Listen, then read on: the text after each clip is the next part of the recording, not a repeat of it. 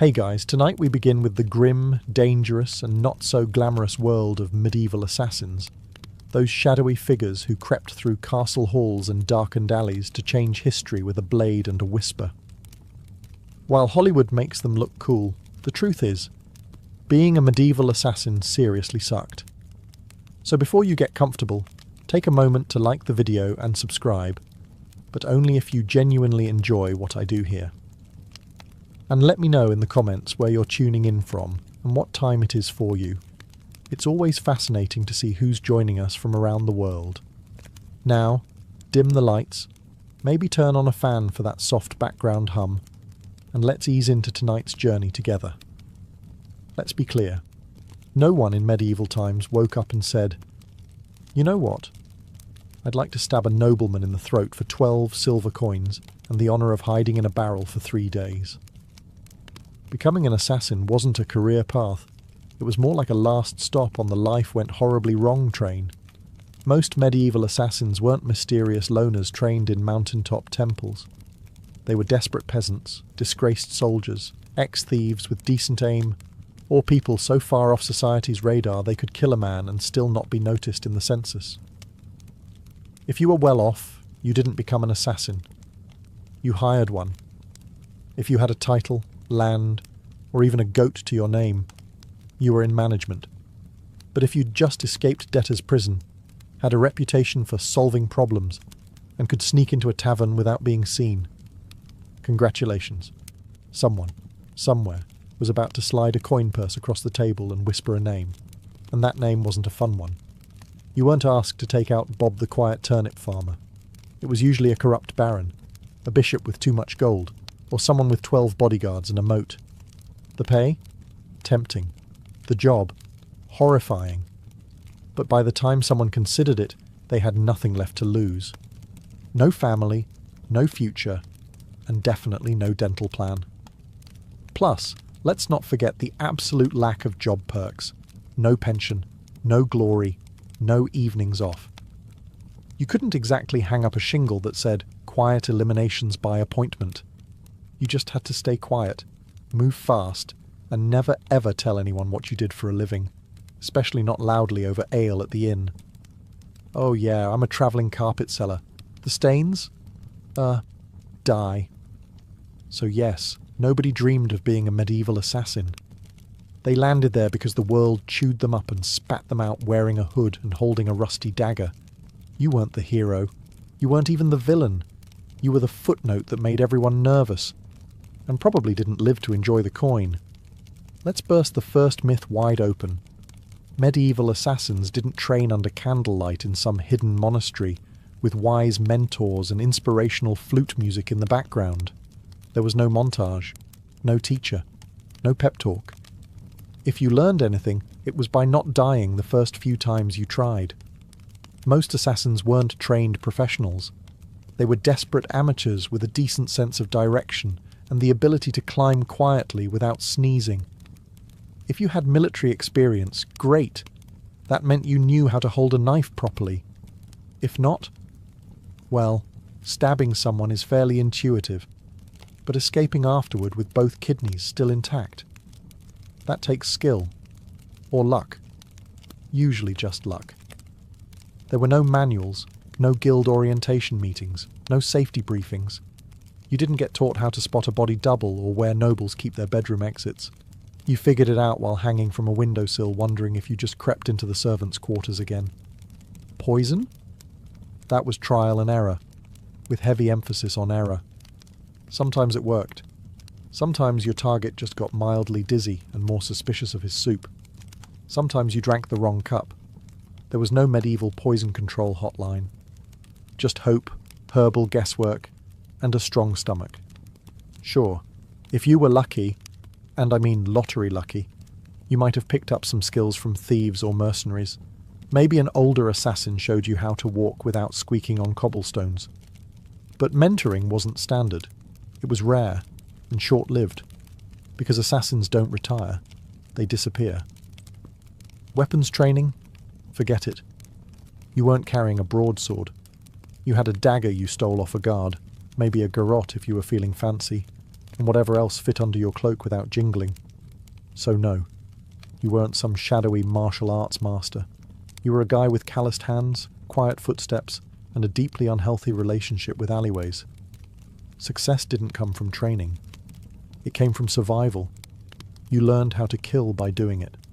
Quickly, sloppily, then vanishing before anyone could sketch your face and tack it to a church door. In short, your education was brutal, practical, and offered zero graduation ceremonies. Just bruises, bloodstains, and the creeping realization that you were very much on your own.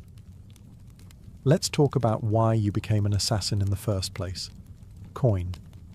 Cold, heavy, jangly, deliciously spendable coin. The promise of it is what got you into this. But the reality?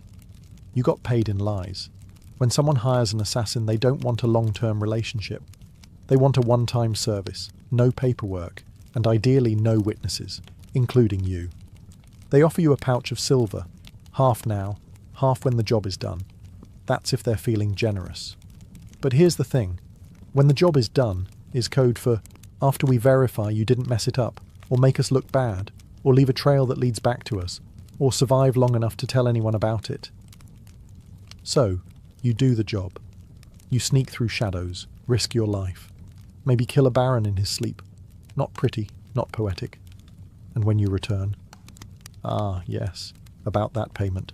The client fled, terribly sorry. Or worse, they try to kill you. A knife to the gut is cheaper than a bonus. And even when you do get paid, it's never quite enough. Not for the risk, not for the blood, not for the 3 days you spent hiding in a haystack with fleas and moral regret. You get a handful of coins, a curt nod, and a reminder, you were never here. Also, fun fact, some contracts were fake, political traps. You'd be told to assassinate someone dangerous, only to find out it was a decoy with guards waiting. Congratulations, you just walked into a sting operation with your name already carved on the gallows. And even when the deal was real, you couldn't exactly go to court and file a complaint. Your Honour, I'd like to sue Lord Edmund for breach of assassin contract. The only court you'd see was the one where you were the exhibit, so you learned to take what you could, demand payment up front, and trust absolutely no one. Not even the greasy little scribe who swore this job would change your life. It did, mostly by shortening it. Being an assassin meant living on broken promises and vanishing before they broke you. So you've taken the job. You've been lied to about the pay. You're probably going to die. Now let's talk gear. Forget the fantasy novels and sneaky video games. There were no retractable wrist blades, smoke bombs, enchanted daggers, or crossbows that folded neatly into your boot. Your toolkit consisted of whatever you could steal, sharpen, or hide beneath a tattered cloak without clanking. If you were lucky, and I mean found a gold coin in a dead man's shoe, lucky, you had a good dagger. Not ornate, not curved like a dragon's tooth, just sharp, hopefully rust-free, and ideally one that didn't smell like the last guy you stabbed with it. Poison. It existed, sure, but it wasn't as glamorous as a slow drip into a wine goblet. Most medieval poisons were unpredictable, made from plants, minerals, or toad guts. Some worked instantly. Some took hours. Some made your victim vomit for 2 days and then recover, angrier and now very suspicious of stew. Ropes, occasionally useful. You could strangle, climb, or tie something up with one, but you'd better know how to use it fast, because nothing kills the mood like trying to wrestle someone while muttering, "Wait, which knot goes under again?" Bows.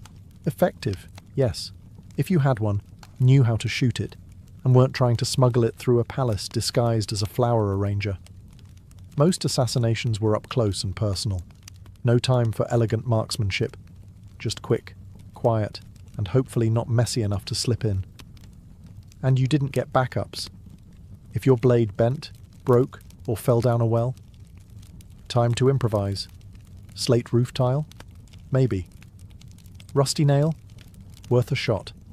Shoe buckle with intent? Desperate times. You carried your tools hidden in hems, boots, or inside hollowed-out bread if needed, and you kept them close.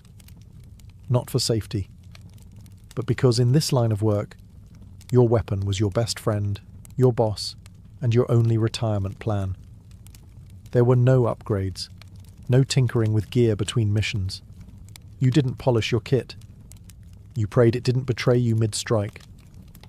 Because in the end, it wasn't the weapon that did the killing. It was you. Alone, poorly equipped, and expected to perform miracles with a spoon and a prayer. Assassins weren't hired to take out random drunks in back alleys. No one paid you to stab Jeff, the sleepy candle maker. Your targets were important. Nobles, bishops, military officers, sometimes even royalty. And those people, they were very hard to kill. First, there were the guards, not one or two, dozens. Armed, armoured, and well-fed. Some guarded the front, some the back. Some just stood there looking intimidating, daring you to blink wrong. You'd spend days memorising patrol patterns, door creaks, and exactly how many stairs it took before the knight with asthma needed a breather. Second, there were walls. Castles didn't have front porches. They had gatehouses, murder holes, and moats full of things that bite. If you didn't fall into the water, you still had to worry about arrow slits and boiling oil. Yes, boiling oil. Your job description included may get flambéed for peeking. Third, there were the servants and staff, the cooks, scribes, and stable boys. One wrong look from you, and they'd be whispering to the guard captain faster than you could say, "I'm just the herbalist." Assassins weren't just fighting swords, they were fighting gossip. And medieval gossip travels at light speed, if it means someone gets to keep their head. And finally, your actual target? Paranoid. Rightfully so. These people were surrounded by backstabbers, relatives with claims to their titles, and 36 people pretending to like them. They didn't eat without a tester. They didn't sleep without 3 locks on the door. Some even slept in decoy beds or rotated rooms like a deadly version of musical chairs. And don't get excited if you hear they're attending a feast. Yes, they'll be drunk, but so will you. And you'll still have to get past the royal guards, 3 dogs, a very alert jester, and 50 witnesses holding tankards. Even getting close to your target could take weeks, posing as a servant, bribing a chambermaid, hiding in barrels. And when the moment finally came, you had one shot. One precise, perfect, non-squeaky, non-bloody, ghost vanish in the night moment. Or you'd become the next public deterrent, swinging from the castle gate with a sign that read, "Nice try." Let's be honest. When you picture a medieval assassin, you probably imagine sleek black robes, leather braces, maybe a mysterious hood billowing in the moonlight. Reality? You looked like a sick goat herder with something to hide. Disguises in the Middle Ages weren't exactly high fashion. You didn't have custom-tailored cloaks or retractable armour. You had whatever you could scavenge. Peasant rags, a monk's robe 2 sizes too big, or the remains of a guard uniform that definitely still smelled like its previous owner. The goal was to blend in, but blending in meant looking like everyone else who hadn't bathed in 2 weeks, limped from old injuries, and had a nervous twitch from malnutrition. You didn't look suspicious because of your cloak. You looked suspicious because you kept adjusting your belt to hide a dagger wrapped in cheesecloth. And forget masks. There were no Guy Fawkes options. Most face coverings just made you look like a leper, which was great for avoiding conversation, but terrible for entering parties.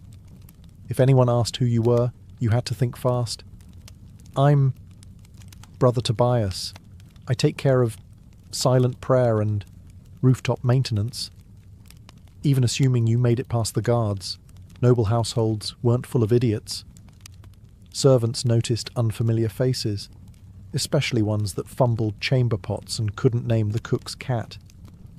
You were always one, "I've never seen you before," away from being clubbed with a candlestick.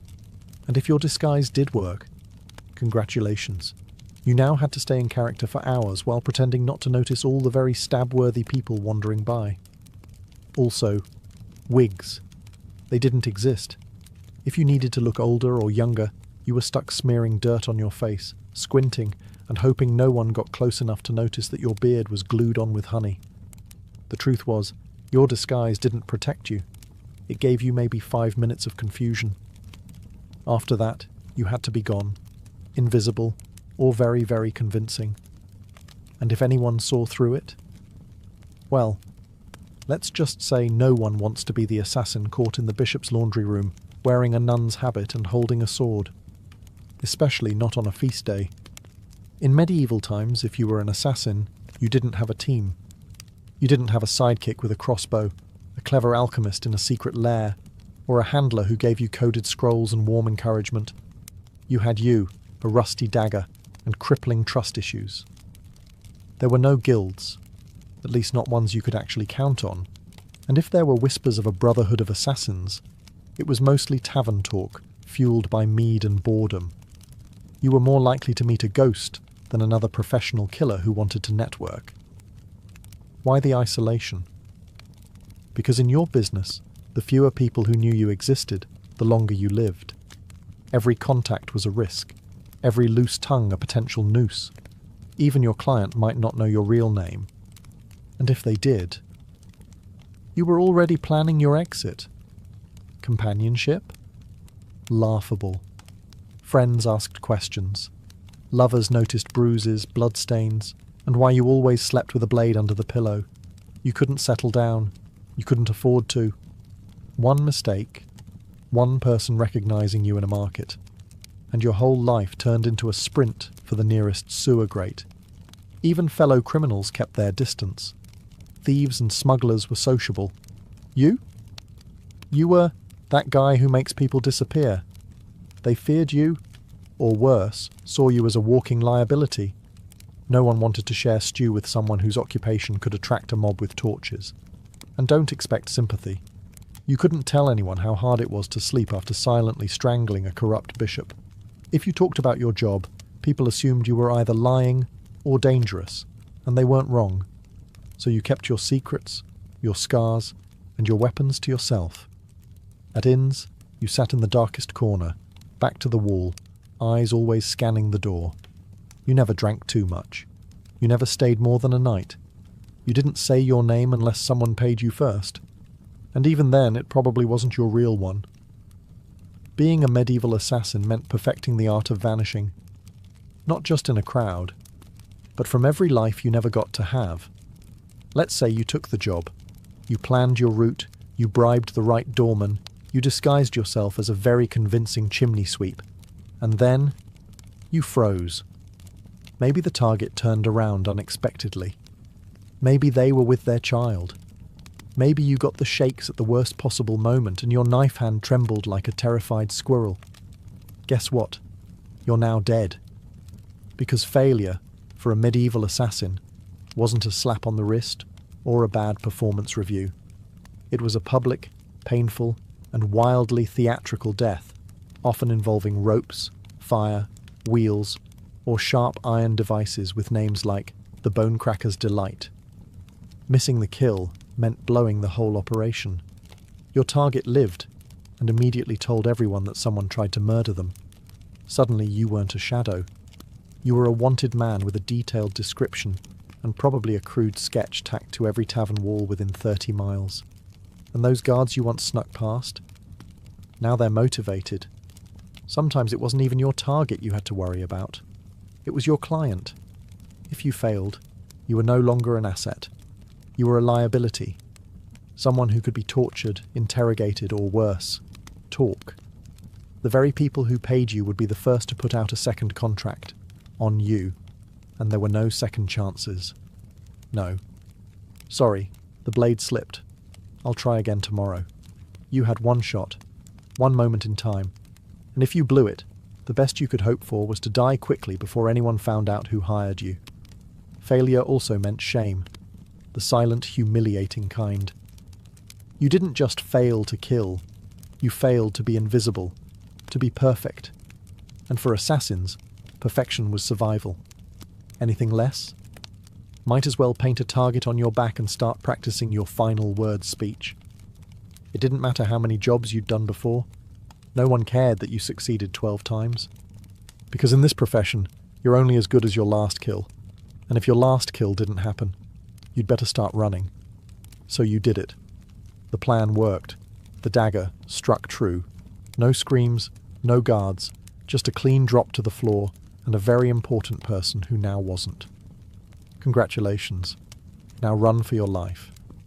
Because being a successful assassin in medieval times didn't mean sipping wine on a rooftop while the city burns behind you. It meant fleeing through back alleys with someone's blood on your boots and a dog already sniffing your trail. There was no victory lap, no post-job drink with colleagues, no casual debrief with your client. You didn't even get a moment to admire your work. The moment your blade struck, your new job became escaping everyone who now wants to murder you in increasingly creative ways. Guards, coming, doors, locked, horses, tied up on the other side of town. You, probably bleeding. You had to plan your exit before the kill. Routes, disguises, fallback safe houses. Maybe a boatman who owed you a favour, or at least didn't ask questions. Because the city would go on lockdown within minutes. No one wanted a scandal. And lockdown meant closed gates, armed checkpoints, and a dozen angry men with swords who all just received your rough sketch and the phrase, maybe armed and extremely stabby. And let's talk about the client. Assuming they actually planned to pay you, they weren't going to meet you at a cosy tavern with a smile and a thank you card. They'd probably vanish too, because an assassin who just completed a job is the most dangerous person alive. You knew too much. You'd proven you could get into places others couldn't. So even when you succeeded, you walked away with coin in one hand and a giant target on your back. And what did you win? A week of sleeping in haylofts, bribing ferry captains, shaving your beard in the dark, and pretending your name was Brother Lucian as you tried to blend in with monks heading east. Because success didn't mean survival. It meant starting the whole game over. In a new city, under a new name, with even more people looking for you this time. So yes, you made the kill. Now, run like hell. If being a medieval assassin wasn't already miserable enough, poor, hunted, and sleeping in places that smelled like goat, you also had to deal with the wonderfully creative paranoia of the people around you. Because in the Middle Ages, assassins weren't just feared, they were considered cursed. To the average peasant, you weren't just a killer in a hood. You were some unholy creature who whispered to demons and smeared frog guts on your blade under a full moon. Why else would you be able to sneak past guards and vanish in the dark? Logic wasn't exactly popular back then. But superstition? Oh, that was everywhere. Some believed assassins could shapeshift. Others claimed you were invisible unless bathed in holy water. One popular tale suggested assassins made pacts with forest spirits and could breathe death through walls. Imagine walking through a village and hearing a woman mutter, "Don't make eye contact, he might hex the baby." Even your tools were suspect. Carrying a dagger, clearly it was forged in a cursed forge. Using poison, that wasn't chemistry, that was witchcraft, and you probably stirred it with a severed toe under a blood moon. You'd think this fear might help you. After all, people avoided you, right? But the reality was worse. Superstitious mobs don't hesitate. They don't ask questions. They throw stones, set fires, and shout things like, "Burn him before he calls lightning." Your reputation made people overreact.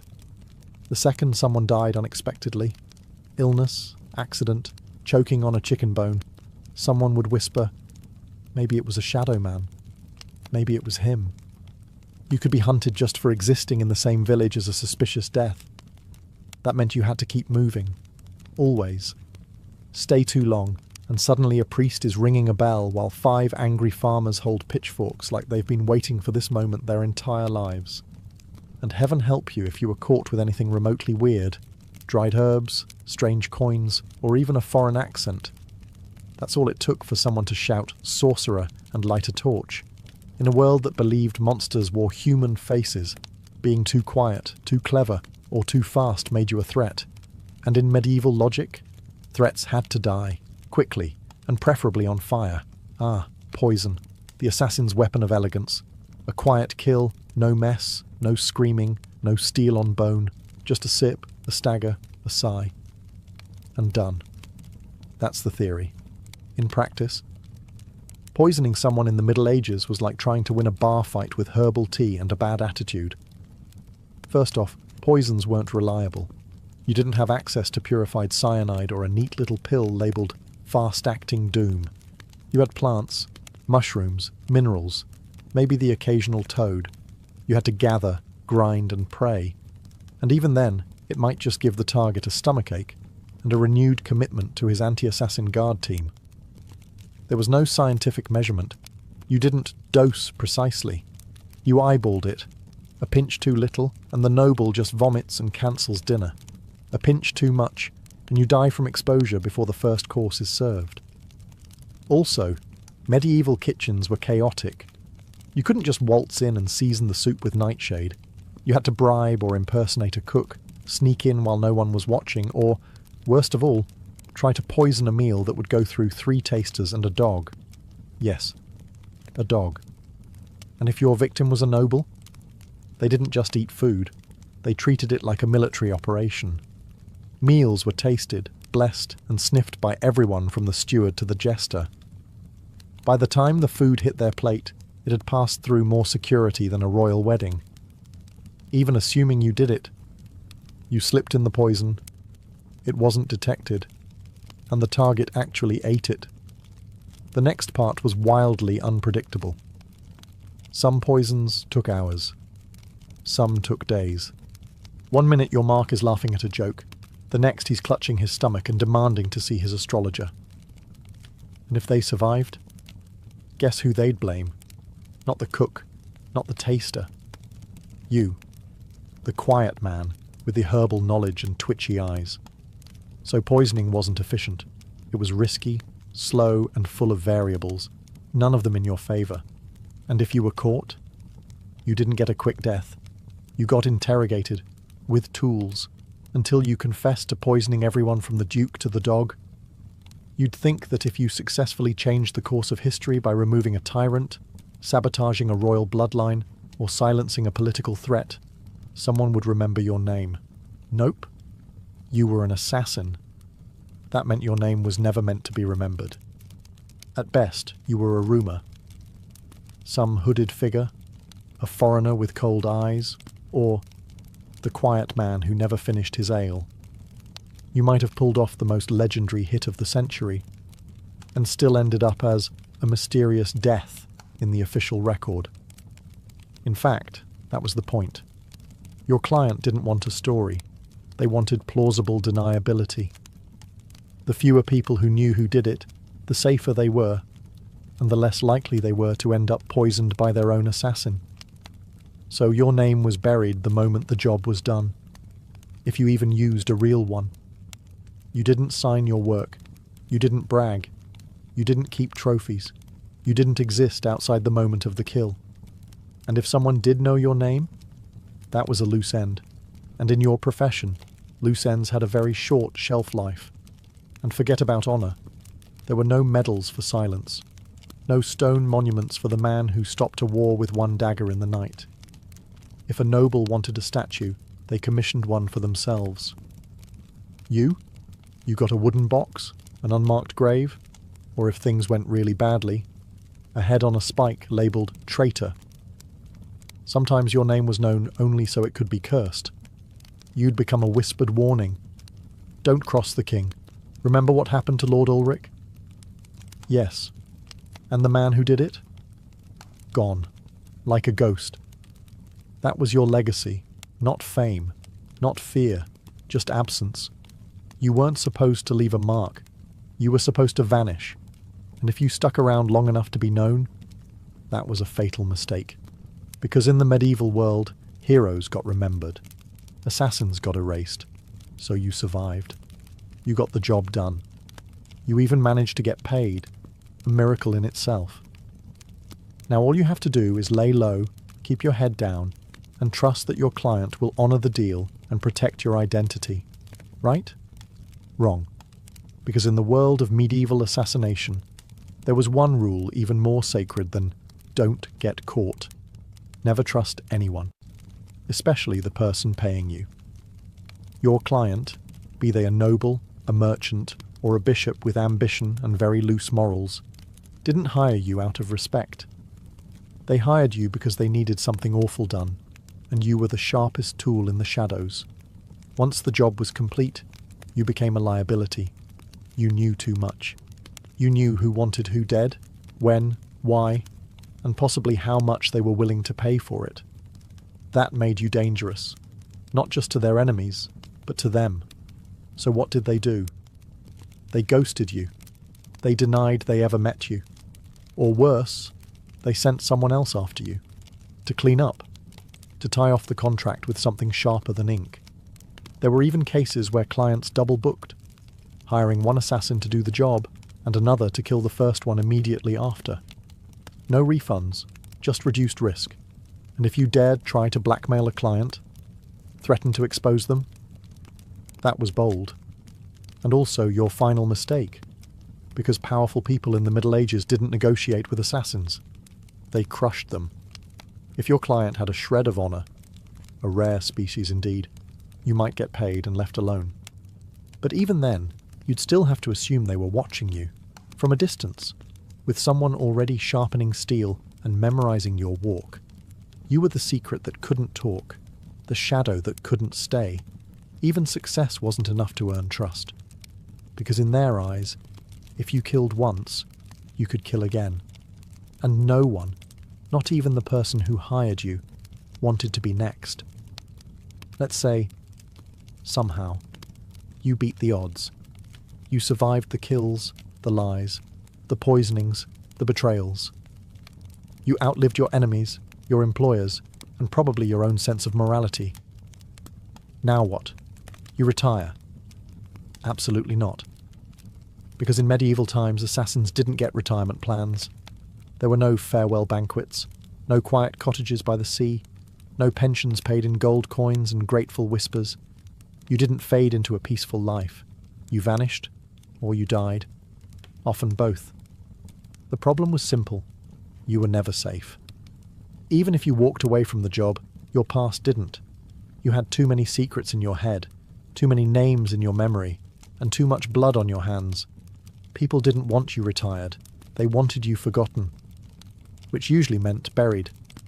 And even if no one came after you, and that's a big if, you had to live with the constant fear that someone might. That a new assassin, young and eager to prove himself, had just received a contract for a shadowy figure who used to be someone dangerous. So you changed your name. Again. You moved to a village where no one asked questions. You faked a limp, sold herbs, pretended you once worked as a guard. But even then, you didn't sleep well. You avoided crowds. You always sat facing the door. You kept your dagger under the floorboard, next to the pouch of coins you never touched, because it still smelled like the man you earned it from. And you couldn't trust yourself either. Years of silent killings and quick escapes did something to your brain. Every knock on the door made you flinch. Every stranger on the road might recognize you. You stopped dreaming. Because dreaming was dangerous. You couldn't love. You couldn't relax. You couldn't laugh too loud. You lived like a ghost pretending to be a man. The truth was, there was no endgame for a medieval assassin.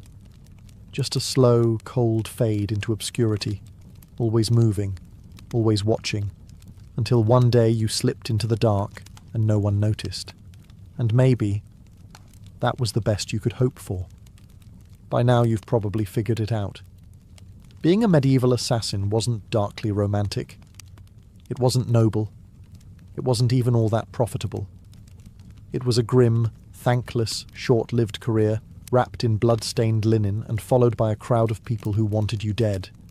You wouldn't last. Not a week. Maybe not even a day.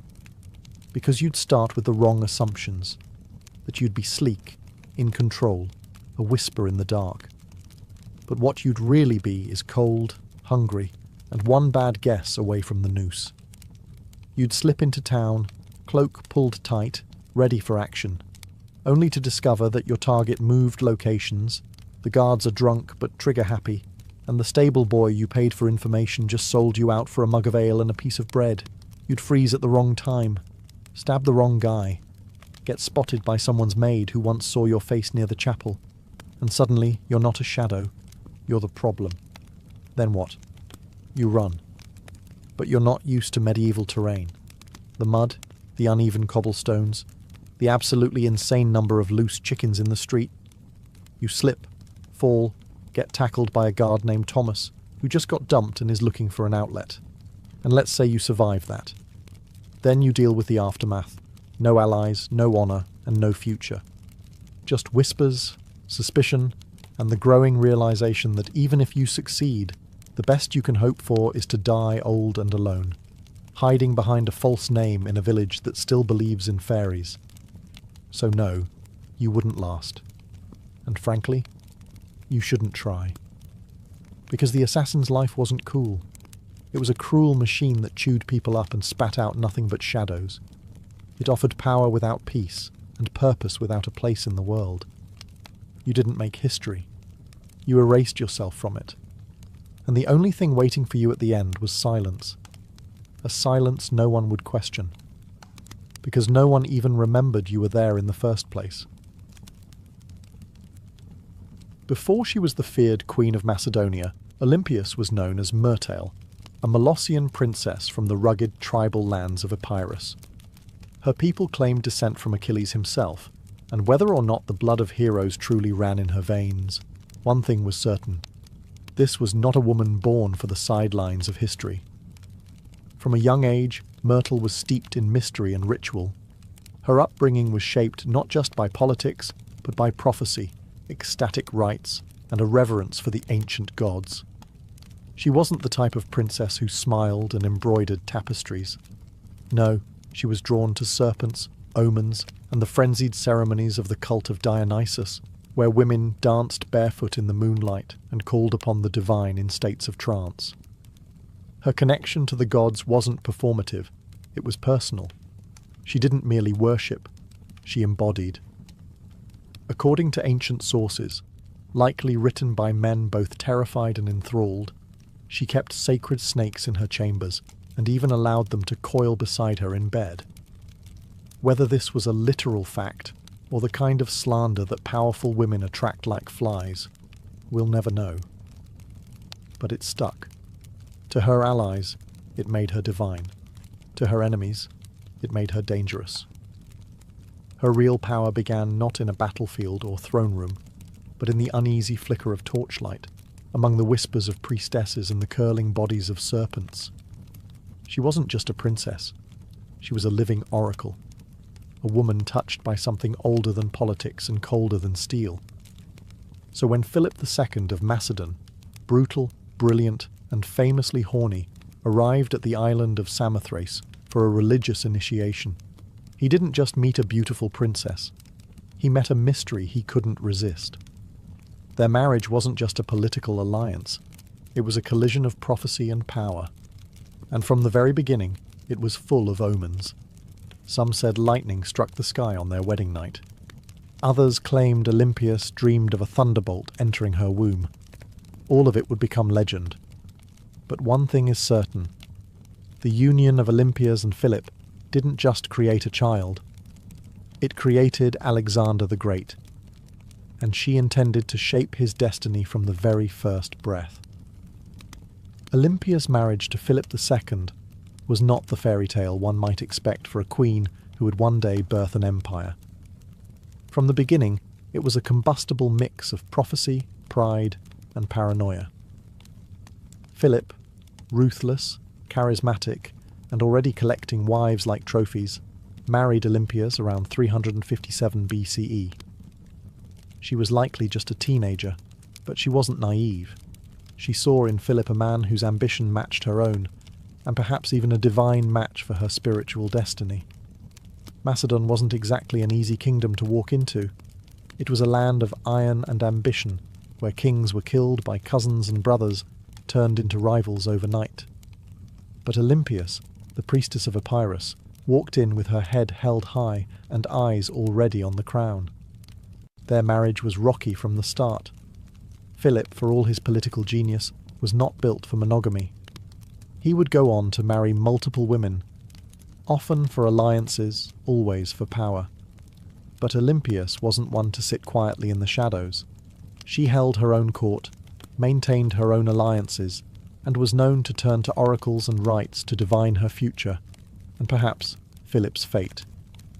Then came the birth of Alexander. Even that was wrapped in celestial drama. Legends say Olympias dreamed that a thunderbolt struck her womb, and that flames danced around her child without burning him. Philip reportedly had a vision of sealing his wife's womb with a lion. Yes, a literal lion. Whether they believed these visions or invented them, they certainly acted as if Alexander was destined to rule not just a kingdom, but the world. But even as the child was celebrated, cracks in the royal marriage deepened. Olympias resented Philip's other wives, especially his Macedonian bride Cleopatra Eurydice, whom he married later in life. This was more than a domestic issue. It was a threat. Cleopatra was Macedonian-born, and any son she bore would be purer in the eyes of the local nobility. A direct threat to Alexander's future. Olympias saw it clearly. The palace wasn't just a home, it was a battlefield, and she would use every snake, dream, ritual, and whisper she had to make sure her son wasn't just remembered, but crowned. She was no longer Myrtle. She was Olympias now, and no one would take her son's throne without facing her wrath. By the time Alexander was a teenager, the Macedonian palace in Pella had become a war zone of veiled insults, political manoeuvring, and bitter rivalries. Olympias wasn't just fighting for influence, she was fighting for survival. She knew that the court was filled with snakes, but she was the one who taught them how to bite. Philip II had begun to distance himself from her. He was campaigning more, drinking more, and, perhaps worst of all, listening more to his Macedonian advisors. The final blow came when he married a young noblewoman named Cleopatra Eurydice, not to be confused with the Cleopatra of Egypt. This Cleopatra was Macedonian-born, and her uncle Attalus was one of Philip's top generals. To Olympias, it wasn't just betrayal, it was a declaration of war. The marriage ceremony was a disaster. At the feast, Attalus drunkenly mocked Olympias and Alexander, calling into question the legitimacy of Alexander's birth. Was he really Philip's son? Or was he the child of a god, as Olympias liked to claim? It was meant as an insult, but Olympias seized the myth. Let them whisper. Let them believe her son was touched by Zeus. It made him untouchable. Alexander stormed out of the feast. Olympias left Macedon entirely, retreating to Epirus. But her exile was not defeat. It was strategy. In her homeland, she was still royalty. She could gather support, whisper in ears, and watch as Philip's palace began to rot from within. She didn't need to be physically present to be dangerous. Then came the shockwave. Philip was assassinated at his daughter's wedding, just as he was about to invade Persia, just as he was on the verge of crowning himself not just king of Macedon, but potential emperor of the known world. The question that echoed through every marble corridor and torchlit hall was the same. Who did it? Was it Pausanias, the jilted bodyguard who carried out the act?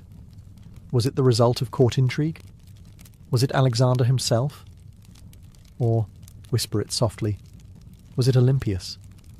No one could prove it. No one dared. But many believed it. After all, within days, Cleopatra Eurydice and her newborn child were dead. Murdered, some say, by Olympias herself. The serpent had returned to the palace. And now, nothing stood between her son and the throne. With Philip dead and Macedon in mourning, or confusion, Olympias made her move. While others scrambled to understand the chaos, she acted, swiftly, brutally, decisively. First, Cleopatra Eurydice, the young Macedonian queen and rival wife, was eliminated. According to chilling accounts, Olympias didn't just have her killed, she made her death symbolic, public, humiliating. Some say Cleopatra was forced to hang herself after watching her infant daughter be murdered. Others claim Olympias had the child thrown onto a funeral pyre. What's agreed upon is this: no mercy was shown. Olympias understood what many mothers in ancient courts refused to accept. In a royal palace, mercy is a liability. A rival child, no matter how small, is a future war, and Olympias was done playing defence. With Cleopatra and her bloodline erased, she could turn her attention to securing Alexander's throne. Her teenage son, bold, brilliant, already trained by Aristotle, was declared king without serious opposition. But don't be fooled. It wasn't just his charisma or his father's legacy that made it possible. It was Olympias. She knew which generals to threaten, which nobles to flatter, and which enemies to quietly remove. She wasn't just protecting her son's rise, she was engineering it. Alexander himself didn't always approve. He reportedly disapproved of the violence against Cleopatra's family, but he also didn't stop it, because deep down he knew what Olympias had always known. Power demands blood. And in Macedon, bloodlines were both a blessing and a curse. With her son now king, Olympias began to recede slightly from public life. But this was no retirement. She simply shifted from open strikes to whispered influence. As Alexander prepared to launch his conquest of Persia, she remained behind, not as a passive queen mother, but as the spiritual guardian of his destiny. She sent him sacred relics, consulted oracles, and performed rituals on his behalf. To Olympias, her son's mission wasn't just military, it was divine. Alexander wasn't going to war, he was fulfilling prophecy. And as long as she drew breath, no rival, Macedonian, Persian or otherwise, would derail that divine plan. She had crowned her son. She had cleansed the palace. Now she would guard his empire. From behind the curtain, with teeth bared. As Alexander marched east to conquer the known world, Olympias remained behind in Macedon, a queen without a throne, but not without power. Her official title was Queen Mother, but make no mistake, she ruled in all but name. Though regency was technically handed to Antipater, one of Alexander's trusted generals, Olympias refused to be sidelined. She wrote letters to her son constantly, advising, warning, sometimes chastising him. These weren't the sweet letters of a doting mother. They were political briefings, laced with oracles and venom. And Alexander, thousands of miles away, read every word. She reminded him who his true enemies were. She questioned the loyalty of his companions. She criticized his fascination with Persian customs, his choice of wives, and his flirtation with calling himself a god. No one else dared say these things to him. But Olympias was never afraid to speak as a mother, or a priestess of divine will. Back in Macedon, Antipater grew increasingly resentful. Olympias undermined him at every turn. She used her status, her religious authority, and her family ties to stir opposition against him. She had influence in Epirus, in Thessaly, and among the aristocracy. She could spread rumours like wildfire, and with Olympias, a whisper could be deadlier than a sword. Meanwhile, her letters to Alexander became more urgent. She warned him of Antipater's ambition, painting him as a second Philip, ready to betray and usurp. Whether she truly believed it or simply feared losing her grip, she kept pressing her son to act. Alexander, however, hesitated. He needed Antipater to keep order in Greece while he fought in Asia. And so, the rift between mother and general widened. Olympias watched. She waited. But beneath her religious robes and maternal concern, she was growing impatient. She hadn't endured years of palace warfare to be ruled over by an old soldier. As Alexander's empire stretched from the Aegean to India, Olympias saw cracks forming. He was taking on too much, trusting too many foreign advisors, and drifting away from the mother and the gods that made him. She believed his victories came from divine favour, and from her. And if he forgot that, well, Olympias knew how to remind kings who they really were, even if that king was her own son. When news of Alexander's death in Babylon reached Macedon in 323 BCE, it didn't arrive like a trumpet. It arrived like a dagger. For Olympias, it wasn't just the loss of a son. It was the collapse of a world she had spent decades building. Her boy, the divine storm she had prophesied, raised, unleashed, was gone. And he'd left behind no clear heir, no single successor, only chaos. The mighty empire he carved out was already fracturing. Generals, his so-called successors, were already dividing it up like jackals around a corpse. Antipater still held power in Macedon and Greece, and he had no love for Olympias.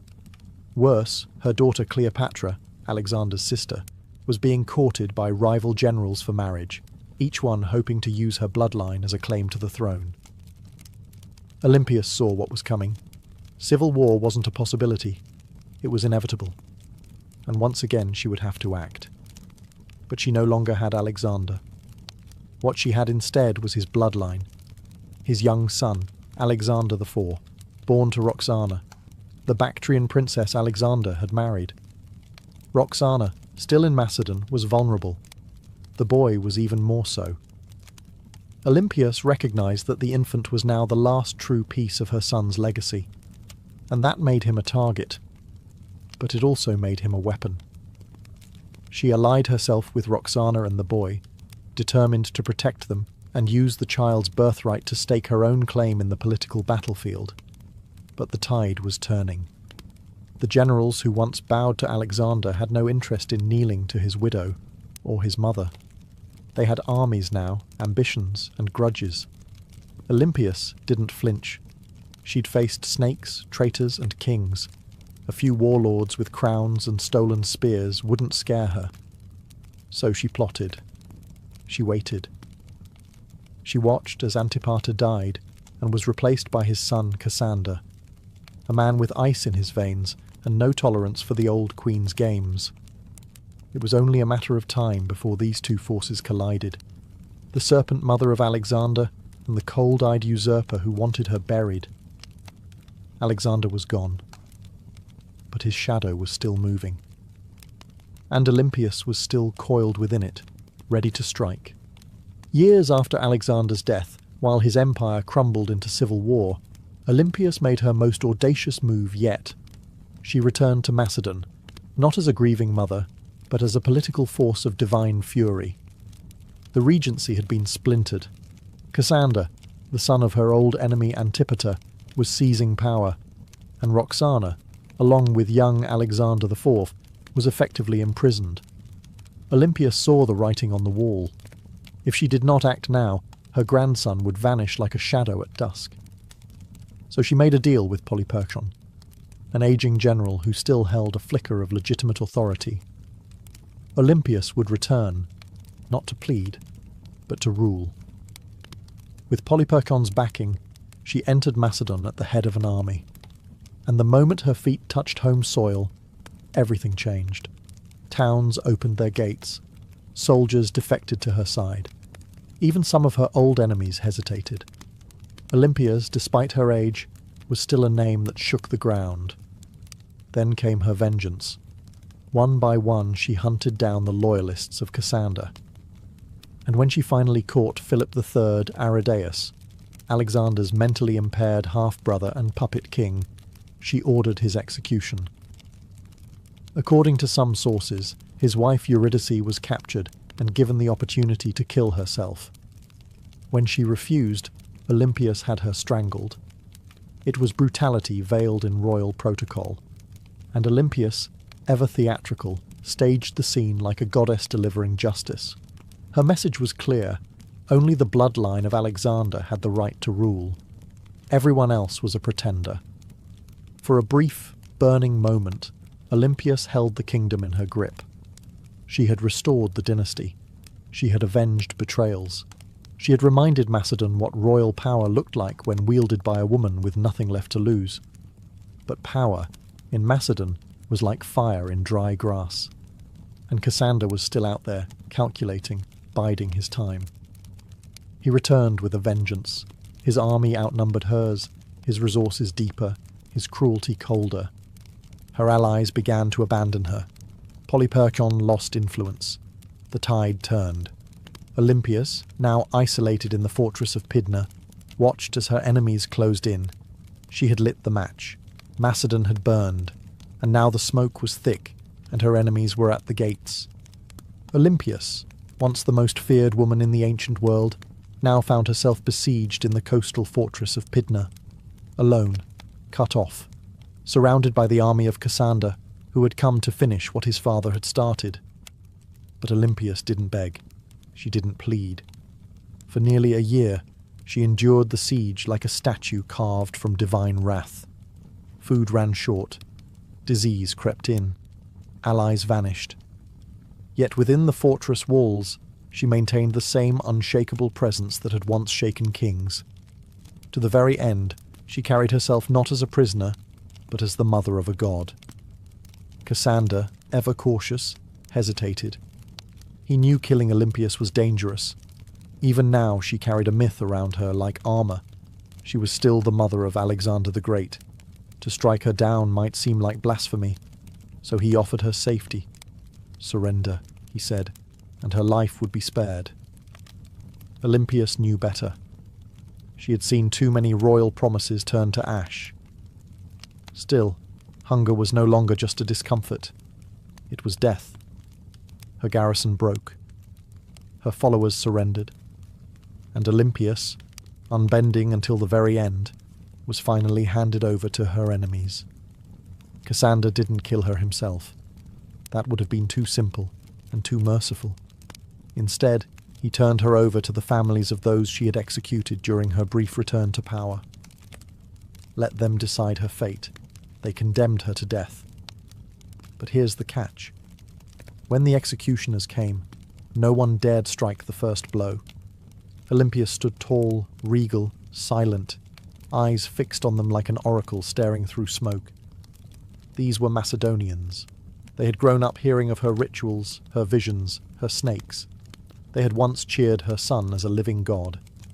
And now here she stood, a frail old woman cloaked in myth, and not a single man had the courage to swing the sword.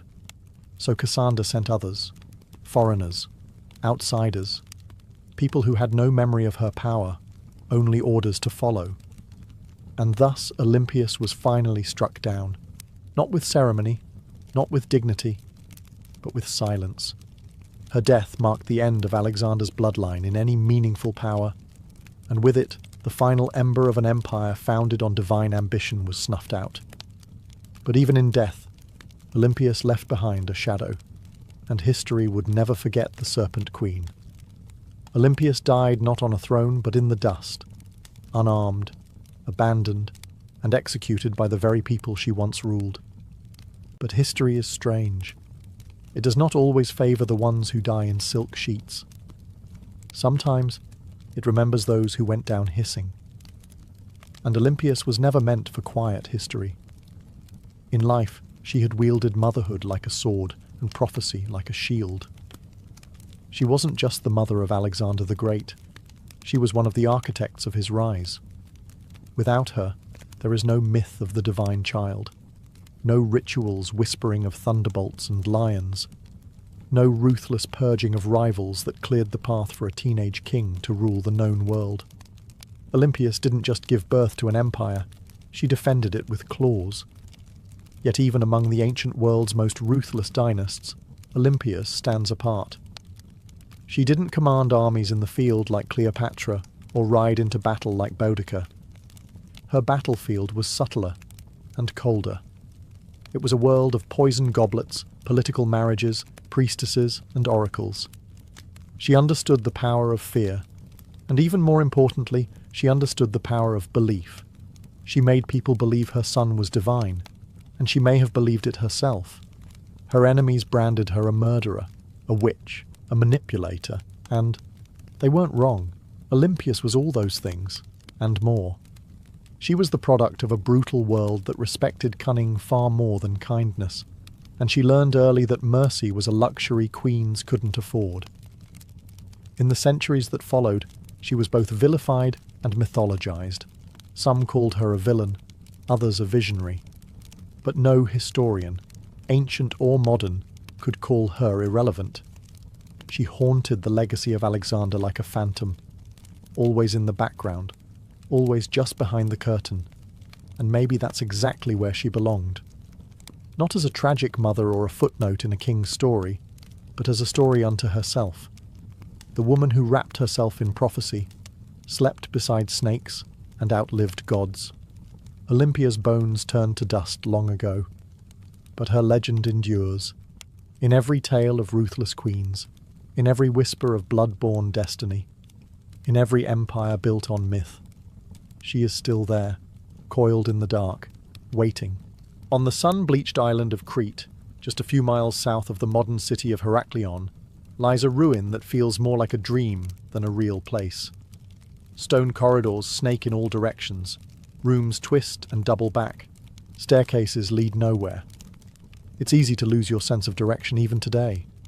This place is Knossos, the heart of Minoan civilization, and the supposed inspiration for one of the most enduring myths in human history, the labyrinth of the Minotaur. But before there was a legend, there was a palace unlike any other. Built around 1900 BCE and expanded over centuries, Knossos wasn't just a royal residence, it was an entire city under one roof. Covering nearly 150,000 square feet, it featured over 1,000 rooms, light wells, storage magazines, shrines, workshops, and what may have been the first flushing toilets in history. It had running water, multi-story apartments, and an intricate system of air circulation. This wasn't a primitive fortress. It was an architectural masterpiece. To modern archaeologists, Knossos looks like organized chaos. To ancient visitors, it probably felt like magic. The man who brought Knossos into modern awareness was British archaeologist Arthur Evans. In the early 1900s, Evans excavated the site and quickly became convinced that this was the origin of the Greek labyrinth myth. The layout was disorienting, the architecture deeply symbolic, and everywhere he turned, he found motifs of bulls, painted on walls, carved into stone, or sculpted into tiny golden charms. The bull, after all, was sacred to the Minoans. Evans even went so far as to name the civilization after the mythic king Minos. Whether Minos was real or not, his legend became inseparable from the ruins. But here's the twist. No one's found a literal labyrinth. No underground maze, no prison chambers, no half-man monster. What we have instead is something far more mysterious. A city designed in loops, wings and layers, deliberately difficult to navigate. And the deeper you go, the more the lines between history and mythology blur. So the question remains, was the Minotaur born from these walls, or was the palace itself the monster? Knossos may not give up its answers easily, but it's very good at making us ask the right questions. The myth is as famous as the ruin.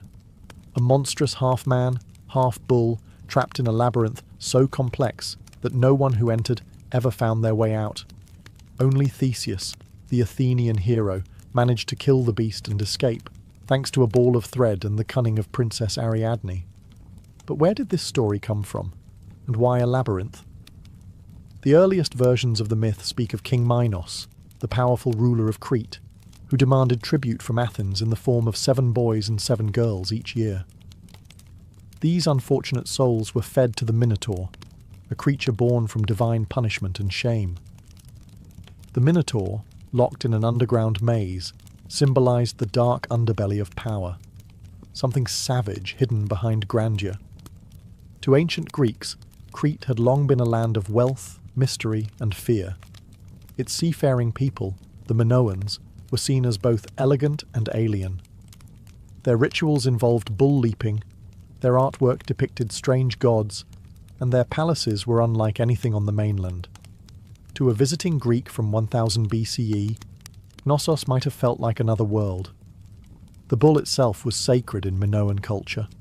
Frescoes show young men and women vaulting over charging bulls in ritual displays. Horns of consecration, stylized bull horns, appear on rooftops and altars.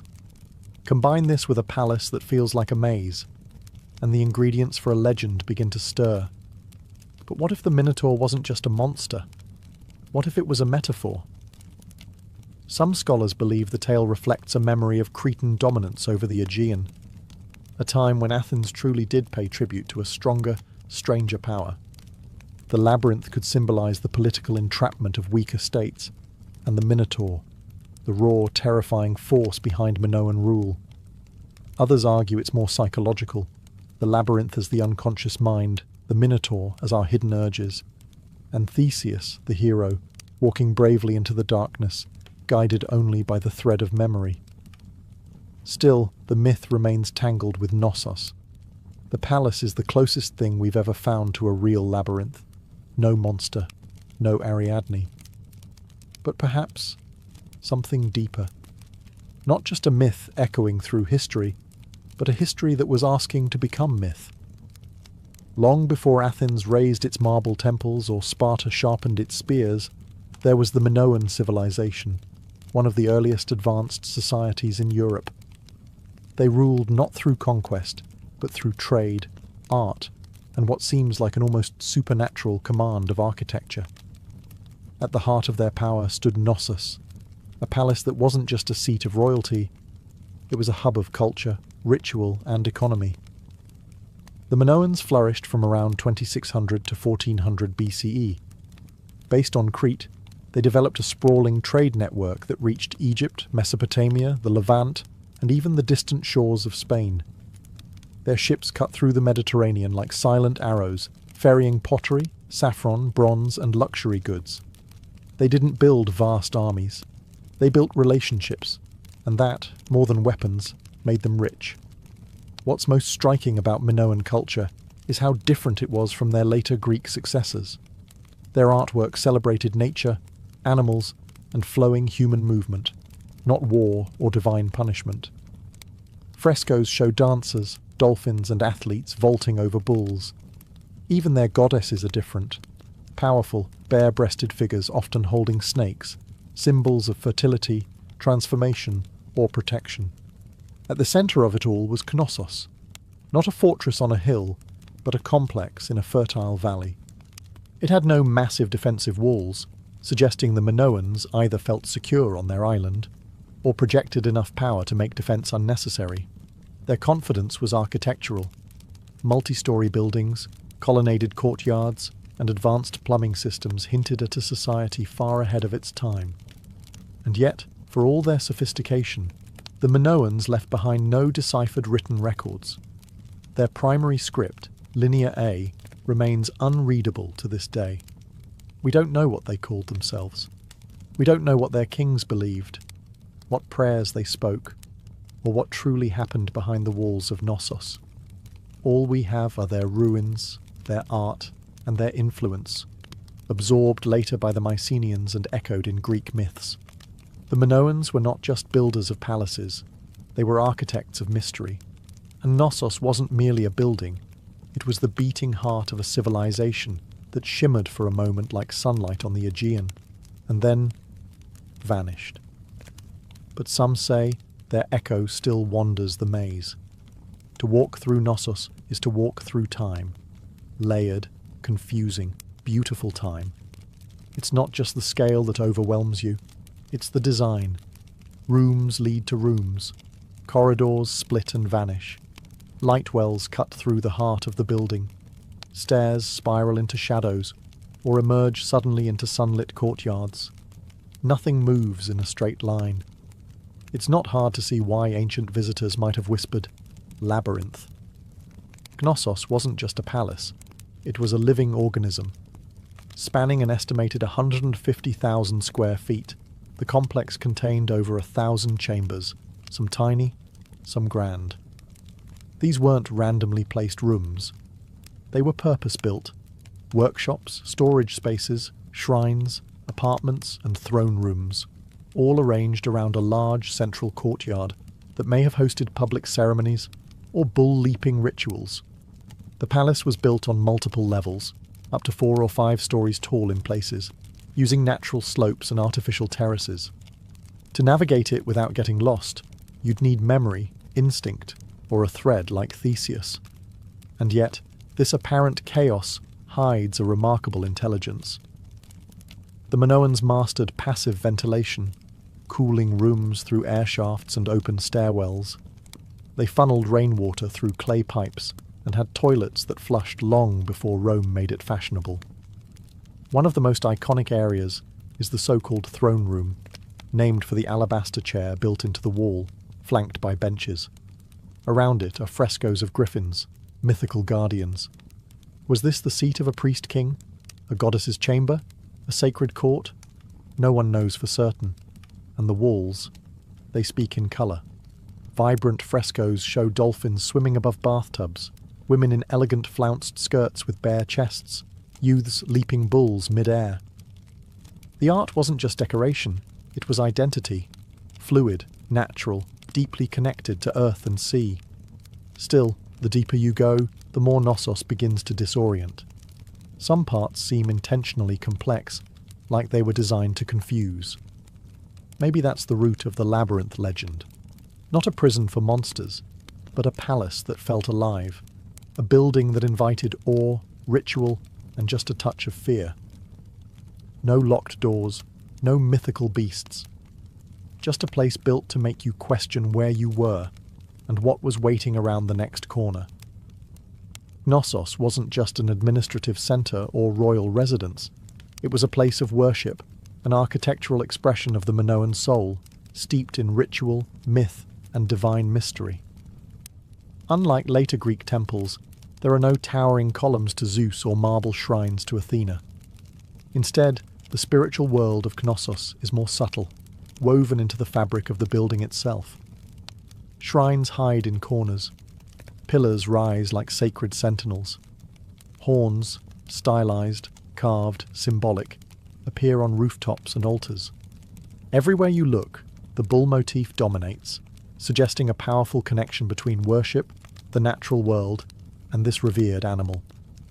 The Minoans didn't seem to fear the bull. They celebrated it. The famous bull-leaping fresco in Knossos isn't just athletic art. It may depict a religious rite. Young men and women vaulting over a charging bull, locked in a dance of danger and grace. It wasn't sport. It was sacred theatre, possibly an offering to the gods, or a symbolic triumph over chaos. Then, there are the snake goddesses. Discovered in storerooms beneath the palace, the snake goddess figurines are among the most iconic Minoan artifacts. Bare-breasted, arms raised, with serpents coiled in their hands or around their bodies, these figures radiate power.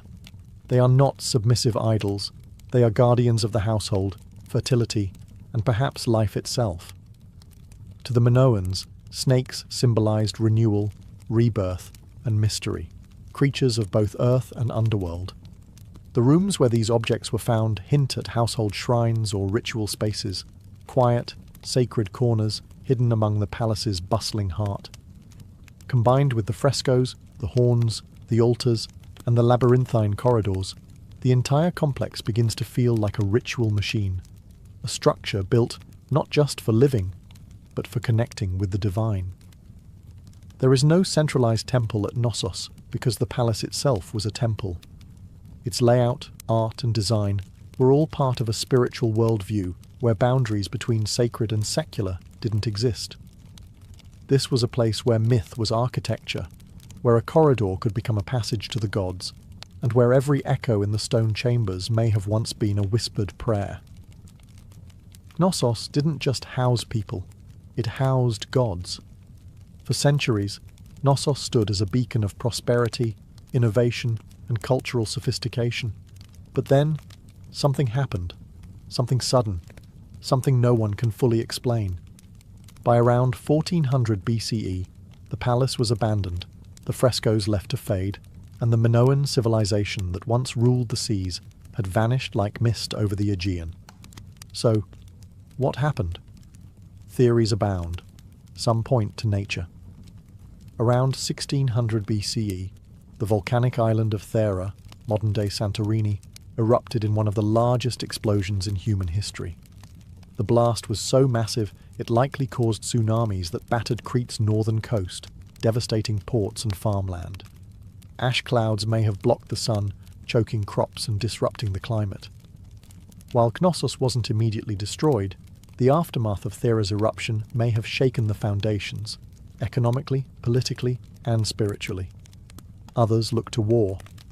By 1450 BCE, the rising power of the Mycenaeans, mainland Greeks, may have taken advantage of Minoan weakness. Archaeological evidence suggests Knossos was reoccupied briefly, but the culture had changed. The art became more martial. Linear A, the Minoan script, was replaced with Linear B, used by Mycenaean scribes. The palace that once thrived with snake goddesses and bull dancers now whispered in a foreign tongue. Some scholars believe the Mycenaeans didn't invade in a single conquest, but gradually absorbed the island, first through trade, then influence, and finally rule. Others argue that internal collapse, a civil uprising, political instability, or the failure of the elite may have contributed just as much. What's striking, though, is how little violence is evident in the ruins. There are no charred skeletons, no signs of mass slaughter. Knossos didn't fall with a scream. It fell with a whisper. The great palatial system simply stopped. The rooms went quiet, the rituals ended, and nature slowly crept back in.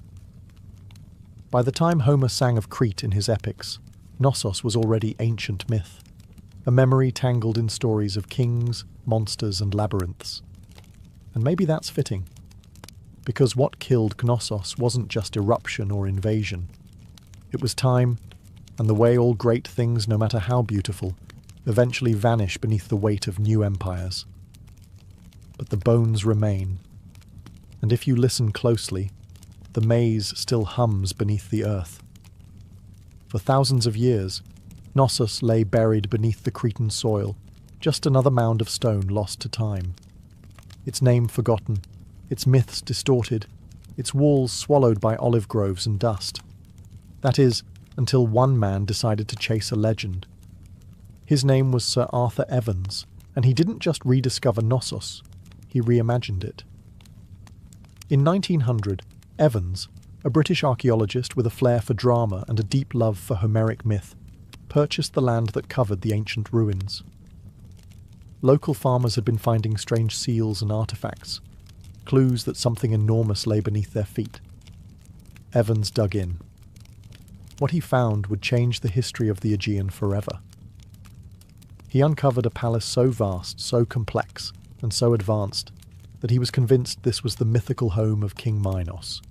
The frescoes, the horns, the sheer architectural strangeness of the site, it all pointed in his mind to one thing: the labyrinth. Evans wasn't just an archaeologist, he was a storyteller, and sometimes a controversial one. He named the people who built Knossos the Minoans after Minos. He interpreted symbols, reconstructed frescoes, and restored parts of the palace using reinforced concrete, a move that has drawn both praise and criticism. Some call it visionary, others call it vandalism. Because what you see today at Knossos is partly ancient ruin and partly Edwardian imagination. Still, Evans did what no one else had dared. He brought Knossos back to life. He gave Europe a glimpse into a Bronze Age world far older than classical Greece, a civilization of art, mystery, and maritime elegance. He also unearthed the still undeciphered Linear A script, opening new questions about language, literacy, and the limits of our historical understanding. But Evans did more than excavate stone. He resurrected a myth and forced historians to reckon with the fact that behind the legend of the labyrinth was something real, something complex, something very human. A palace that felt like a maze, a civilization that slipped into shadow, and a man who peeled back the earth, only to discover a story far stranger and more beautiful than he had imagined. Knossos had slept for 3,000 years. Evans rang the bell that woke it up. Walk through Knossos, and you're not just walking through architecture, you're walking through a language of symbols. Frescoes, carvings, patterns, they're everywhere. But the Minoans didn't leave us a Rosetta Stone. Their primary script, Linear A, remains undeciphered. So instead of reading their thoughts, we must see them, painted across plaster, carved into walls and hidden in patterns. What exactly were they trying to say? The art of Knossos is unlike anything in the ancient world. There's no obsession with warfare, no rows of kings or battle-hardened heroes. Instead, we find nature, leaping dolphins, blooming lilies, birds in flight, and sacred bulls. The humans are lithe, elegant, and often dancing or performing rituals. Even in scenes that suggest danger, there's rhythm and beauty. The Minoans weren't chronicling conquests. They were celebrating life, cycles, and possibly cosmic order. The most iconic symbol, though, is the double axe, or labris. Found throughout Knossos, in shrines, on frescoes, even etched into stones, the double axe is believed to be a religious symbol, possibly tied to female divinity or celestial cycles. Some suggest the very word labyrinth might derive from labrise, making the labyrinth not a maze at all, but a house of the double axe, a sacred space, not a trap. Then there are the horns of consecration, stylized bull horns placed atop walls and altars. These may have been religious markers, separating sacred space from the mundane. Combined with frequent depictions of bulls and bull-leaping rituals, it's clear the animal had deep spiritual significance. Whether it represented nature, fertility, chaos, or a divine presence, no one agrees. But the bull is everywhere. Even the layout of Knossos may have symbolic meaning.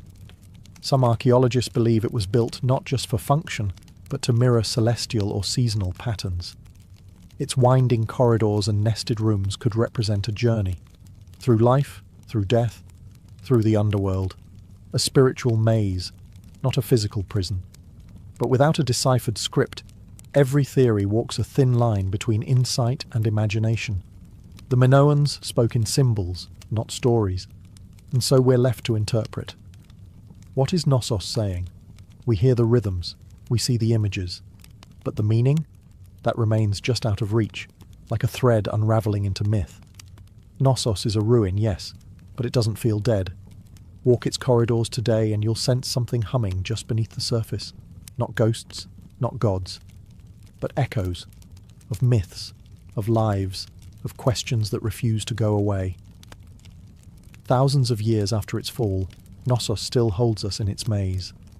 Tourists wander its halls, archaeologists dig for answers, and writers spin new tales inspired by its shadow. The Minotaur may be myth, but the feeling of the labyrinth is real. We don't know who ruled Knossos. We don't know the names of its kings, queens, or priests. We don't know the prayers they whispered, or the laws they lived by, but we know they loved beauty. We know they worshipped nature. We know they understood balance between architecture and art, between ritual and reality, and we know they were the first. Before the Parthenon, before Rome, before the Hebrew temples or the Persian palaces, there was Knossos, a palace that was also a city that was also a temple that may have also been a story, because perhaps that's what the labyrinth really is, not a prison, not a puzzle, but a narrative carved in stone, a myth in architectural form. The legend of the Minotaur didn't arise from nothing. It came from this place, from the confusion of its corridors, the reverence of its bull rituals, and the awe it inspired in generations who tried to make sense of it. The Greeks turned it into a story, we turned it into archaeology, but at its core, Knossos has always been both. Today, we can walk its ruins in broad daylight. We can take photos, draw maps, and even reconstruct its frescoes. But the mystery hasn't vanished. The line between fact and legend still shimmers, like heat over stone. Maybe that's why Knossos endures, because it doesn't give us all the answers. It reminds us that sometimes history isn't meant to be solved, it's meant to be felt. And Knossos, ancient, tangled, half-remembered, isn't just a place on a map. It's a question, one that leads us deeper with every step. And like Theseus, we're all still following the thread. Ancient engineers knew exactly what they were doing. The earliest rams were handheld. Teams of soldiers simply lifted a tree trunk and smashed it against enemy defences like frenzied lumberjacks. But over time, the battering ram evolved. Engineers realised that mounting the ram inside a wheeled frame, often with a roof to protect the crew from arrows and boiling oil, turned it from a tool into a weapon of terror. The Assyrians, masters of siege warfare, turned rams into psychological weapons. Their siege towers combined rams with archer platforms, meaning a city's gates were being destroyed, while defenders were under constant fire. Relief carvings from Nineveh show rams with pointed iron tips, rolling up to the gates of rebellious cities like slow-moving gods of destruction. And it wasn't just the front door they were smashing. Rams were often used to breach weak points in walls, batter down watchtowers, or collapse gatehouses entirely. Their presence meant one thing: surrender, or watch your defences crumble like stale bread. The Greeks refined them, the Romans perfected them. Roman engineers built massive rams called ares, Latin for ram, suspended with chains or ropes inside enormous siege shelters. Some were so big they needed dozens of men to operate, and the rhythm of their swinging beam was said to sound like thunder rolling across stone. And yet, for all their brute force, battering rams required serious teamwork. Operators had to keep the ram swinging in sync, while also defending it from burning missiles, stones, and all manner of foul substances hurled from above. A stalled ram was a dead ram. Still, when a battering ram got going, really going, it was unstoppable. Wooden muscle versus human masonry. It was ancient physics, weaponized, and it was only the beginning of how engineers would make walls weep. If the battering ram was the brute, the catapult was the tactician. Where rams smashed close up, catapults attacked from a distance, launching not just stones, but psychological dread. They were the first real artillery pieces in military history, and they revolutionized siege warfare by weaponizing physics in ways that felt almost magical to the enemy. The earliest catapults emerged from the Greek world around the 4th century BCE, a product of brilliant minds who wanted to add range and momentum to warfare. Dionysius I of Syracuse, a tyrant with a taste for cutting-edge violence, commissioned the first torsion-powered catapults, devices that used twisted bundles of sinew or hair as tension springs. These weren't slingshots for giants. They were precise instruments of siege terror. The genius lay in their mechanics. Engineers figured out that by twisting ropes tightly, often made from animal sinew, they could store enormous amounts of potential energy. When released, this force could hurl stones, javelins, or even flaming projectiles hundreds of meters. The two main types evolved quickly: the ballista, which launched massive bolts like a giant crossbow, and the stone-throwing catapult, which lobbed boulders over walls or directly at fortifications. Then came the Roman engineers, who never met a Greek idea they couldn't improve. They built catapults that could be broken down, packed onto carts, and reassembled on site, portable siege engines for professional armies. Some Roman catapults could fire 60-pound stones at incredible speeds, capable of tearing through wooden gates, battlements, and occasionally unlucky soldiers. Catapults weren't just about destruction. They were about spectacle. Ancient generals used them to send messages, sometimes literally. Corpses were launched over walls to spread disease and fear. Severed heads were lobbed into besieged cities to shatter morale. In one chilling case, diseased bodies were fired into enemy territory as an early form of biological warfare. But catapults had their flaws. They were heavy, required skilled crews, and could be rendered useless by bad terrain. Still, when set up properly, they could batter a city into submission from a safe distance.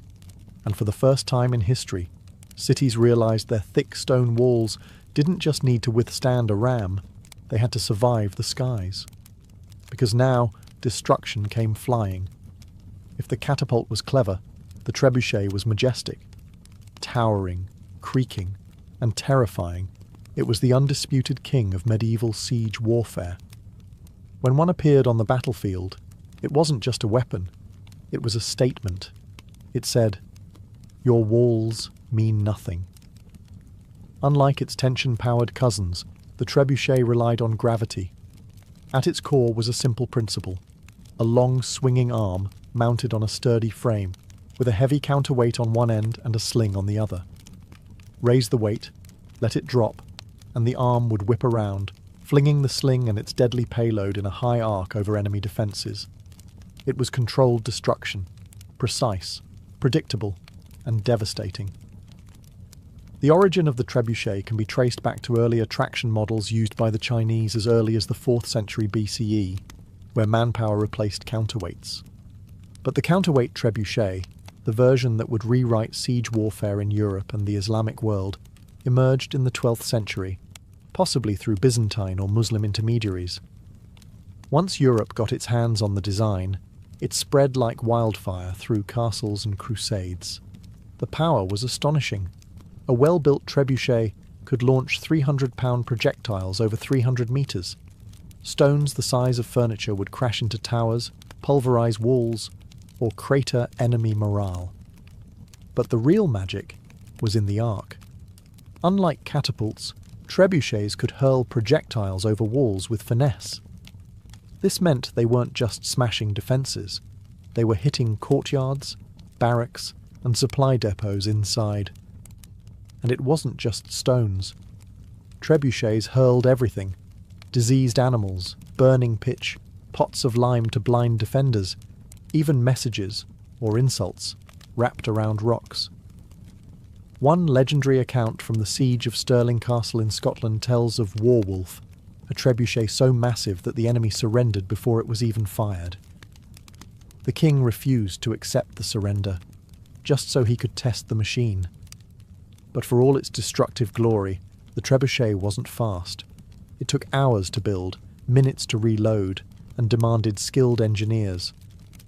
Still, no other siege weapon combined range, force, and psychological horror quite like it. It was the medieval version of a slow-motion hammer from the heavens. And when that counterweight dropped, cities held their breath. While catapults launched from afar and battering rams smashed the gates, siege towers took a more personal approach.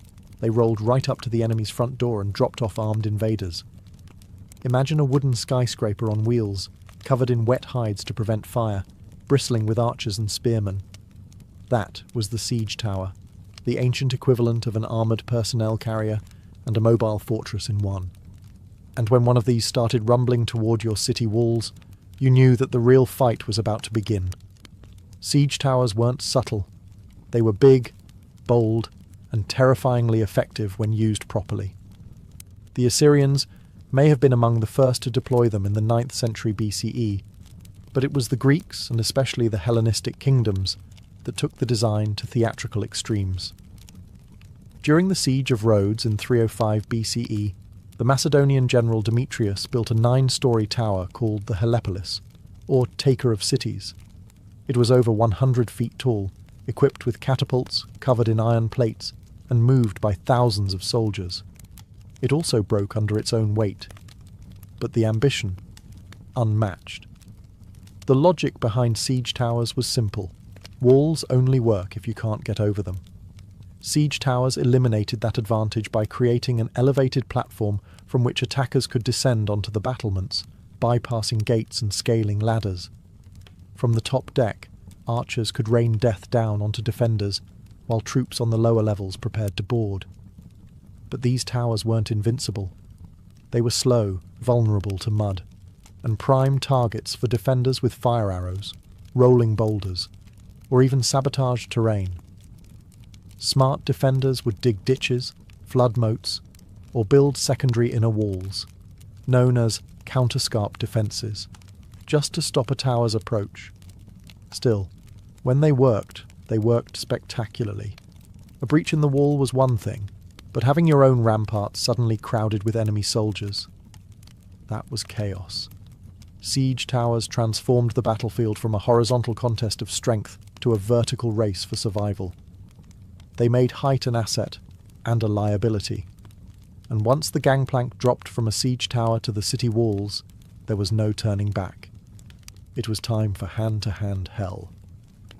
While rams smashed and trebuchets soared, some of the most devastating siege tactics happened silently, underground.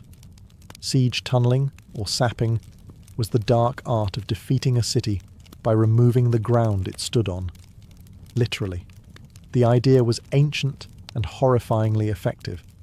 Dig beneath the enemy's wall, prop it up with wooden supports, then set those supports on fire. When the timbers burned away, the tunnel collapsed, taking the foundation of the wall with it. One moment, your city stood strong. The next, a massive section of the outer wall crumbled like stale bread. This method didn't look glorious. There were no grand engines or thunderous launches. But tunnelling was the slow, invisible killer of fortress warfare. The Assyrians practiced early versions of it, but the technique reached full maturity with the Greeks, Persians, and later medieval European armies. During the siege of Plataea in 429 BCE, the Spartans attempted tunnelling beneath the walls, only for the defenders to dig counter-tunnels and intercept them mid-dig, turning the soil into a knife-fight nightmare. This defensive tactic became known as countermining, and it added an eerie element to siege warfare. Imagine soldiers digging in pitch black, hundreds of feet beneath the earth, listening for the sound of enemy picks. The moment they heard tapping, they'd race to intercept, often resulting in violent, claustrophobic skirmishes fought by torchlight with knives and shovels. There was no glory in it, just terror, suffocation, and dirt. But when undermining worked, the results were catastrophic. One of the most infamous examples came in 1212 during the siege of Rochester Castle in England. King John's forces tunnelled beneath the southern wall, packed the mine with pig fat, and set it ablaze. The supports collapsed, bringing down the entire tower above. The defenders were stunned, and soon after, surrendered. By the 13th century, siege engineers became specialists in identifying weak foundations, measuring the soil's behaviour, and planning collapses with terrifying precision. They were geologists and demolitionists rolled into one. And though tunnelling required time, labour, and a bit of madness, it proved one truth about siege warfare. If you couldn't go over the wall, and you couldn't go through it, you could always take it down from below. Not all the drama of siege warfare came from the attackers. For every ram built or tower rolled forward, defenders had their own deadly tricks, and sometimes those tricks were hot. Let's start with the most terrifying of them all, Greek fire. Developed by the Byzantines around the 7th century CE, Greek fire was a mysterious, napalm-like substance that could stick to ships, walls, and flesh, and kept burning even on water. Sprayed from siphons or hurled in clay pots, it created scenes of pure chaos. To this day, no one knows exactly how it was made. The formula was so secret that it died with the empire. But its effects? Legendary. Entire fleets were reduced to flaming skeletons within minutes. And that was just the start. In more low-tech defences, boiling liquids were the go-to weapons of choice. Boiling water, oil, or sand would be poured from murder holes, those quaint openings in the ceilings of gateways or towers, directly onto invaders below. Oil was especially feared. Unlike water, it clung to skin, soaking into clothes and armour before being set alight. Imagine climbing a siege ladder only to be greeted with fire you could never put out. Hot sand, though less dramatic, was vicious in its own right.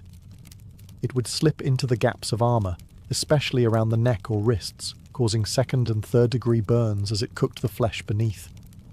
It didn't look impressive from a distance, but it turned bold warriors into screaming wrecks in seconds. Defenders also relied on the good old laws of physics. Gravity became a weapon.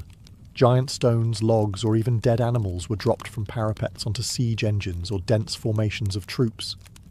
The goal wasn't just to kill, it was to break the machines and morale at once. And then there were traps. Hidden pits, collapsing bridges, spiked barricades. Castles became puzzles of pain, designed to slow, confuse, and punish. All of this served one purpose: delay. Every minute a wall held was a minute closer to enemy supply lines running thin, to disease spreading in camps, or to reinforcements arriving. Siege warfare was a game of attrition, and while the attackers had physics on their side, The defenders had creativity, and a whole lot of boiling rage. In siege warfare, raw destruction was only half the goal. The other half was psychological domination, breaking the will of the defenders before the walls even came down. Siege weapons weren't just tools of war, they were massive, creaking, flaming symbols of doom. Every groaning wheel of a siege tower, every arcing boulder flung by a trebuchet, was designed to plant one seed in the minds of those behind the walls. You are not safe. Ancient commanders knew this. The Assyrians paraded their siege engines openly, dragging them across deserts with grand fanfare. The Romans built their siege camps right in view of the enemy, letting defenders watch as battering rams were assembled and catapults tested. Siege was theatre, and fear was part of the script. Sometimes the payloads themselves carried a message. Severed heads of messengers or generals would be launched over the walls, often still wearing their armour. At the siege of Constantinople, defenders were bombarded not only with rocks, but with bodies, diseased corpses launched to spread panic and plague. During the Mongol siege of Kaffa in 1346, it's believed that hurling plague-infected corpses over the walls helped trigger outbreaks of the Black Death in Europe. The trebuchet wasn't just a weapon, it was an announcement. When one of these giants was rolled into place, everyone inside the fortress could hear it before they saw it. The creaking of winches, the grinding of ropes, the heavy thunk of the counterweight, like the heartbeat of an incoming storm. But the most dangerous part, the unknown. You never knew what was coming next.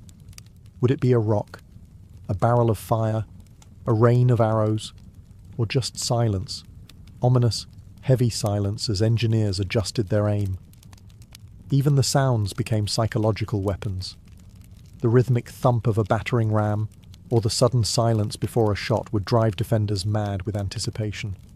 For commanders, the goal was to create despair, to convince the enemy that resistance was pointless, that their gods had abandoned them, that their walls were nothing but temporary obstacles in the path of fate. And when that mental dam finally cracked, the gates often opened without a fight, because in siege warfare, sometimes the mind collapsed before the masonry. As gunpowder thundered onto the battlefield in the late medieval era, the age of traditional siege engines came to a slow, splintering end. But their legacy didn't vanish. It evolved. The invention of cannons changed everything. A single well-placed shot from a cannon could do in seconds what a trebuchet took hours to achieve. Stone walls, once considered impenetrable, became liabilities.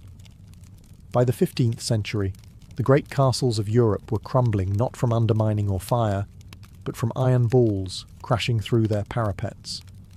Siege warfare had entered its next phase, explosive, brutal, and deafening. And yet, the principles laid down by ancient siege engineers never disappeared. Modern artillery still owes a debt to the catapult and trebuchet. Every ballistic missile and long-range howitzer is just a high-tech descendant of the same question. How do you break what's meant to be unbreakable from a distance? Physics, trajectory, tension, and force, all discovered, tested, and perfected centuries before gunpowder ever entered the story. Even military psychology today, shock and awe, overwhelming firepower, visible dominance, has its roots in ancient siege tactics. Those towering siege engines, rolling forward with flags snapping in the wind, were the original shock and awe. They weren't just about breaching a wall, they were about breaking the spirit of a city. You can still see their legacy etched into the ruins of ancient cities. At Masada, where Roman siege ramps still scar the desert. At Constantinople, where layers of walls stood for 1,000 years against every machine imaginable, until cannon fire finally brought them down. At castles across Europe, where round towers and angled bastions tell the story of a world constantly redesigning itself to survive the next siege. And today, even in a world of drones and satellite-guided missiles, siege warfare hasn't vanished. It's just gone digital. Cities are still surrounded, defenders are still isolated, walls are now firewalls, blockades, or even media blackouts. But the soul of the siege remains the same, Someone wants in, someone wants to keep them out, and both are willing to wait, build, and break to win. The battering rams are gone, the trebuchets are museum pieces, but the spirit of siege warfare, it's as alive and as destructive as ever.